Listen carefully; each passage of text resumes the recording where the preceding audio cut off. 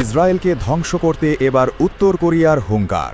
আর কথায় নয়, এবার সরাসরি ইরানের পক্ষে যুদ্ধে নামারই ঘোষণা দিলেন উত্তর কোরিয়ার প্রেসিডেন্ট কিম জং উন।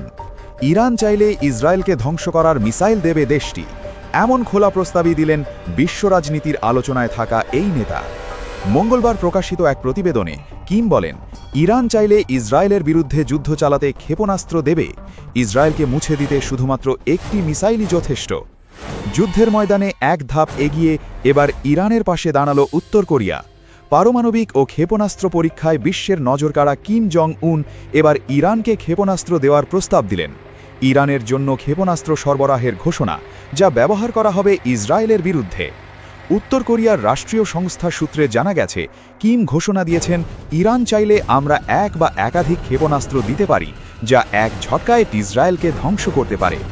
এই ভাষ্য আসলে ইরানের প্রতি ভ্রাতৃত্ব ও আত্মরক্ষার কৌশল। বন্ধুরাষ্ট্রের বিপদে এগিয়ে আসা কিমের জন্য নতুন কিছু নয়। মার্কিন ও ইসরায়েলি বাহিনীর ইরানে হামলাকে ঘিরে বৈশ্বিক উত্তেজনা এখন তুঙ্গে। এই হামলায় নিহত হন ইরানের সর্বোচ্চ নেতা আলী খামেনি। এই প্রেক্ষাপটেই কিমের এমন হুমকি ইরানকে বিশেষ সুবিধা দিবে, এমনটাই দাবি অনেকের। উত্তর কোরিয়ার রাষ্ট্রীয় মিডিয়া এই হামলাকে বেপরোয়া এবং আক্রমণাত্মক যুদ্ধ হিসেবে আখ্যায়িত করেছে। বিশেষজ্ঞরা বলছেন, উত্তর কোরিয়ার ক্ষেপণাস্ত্র ও প্রযুক্তি ইরানের চেয়ে অনেক উন্নত। কিমের একটি ক্ষেপণাস্ত্রেই ইসরায়েল ধ্বংস, এমন হুমকি যুদ্ধকে আরও প্রভাবিত করবে।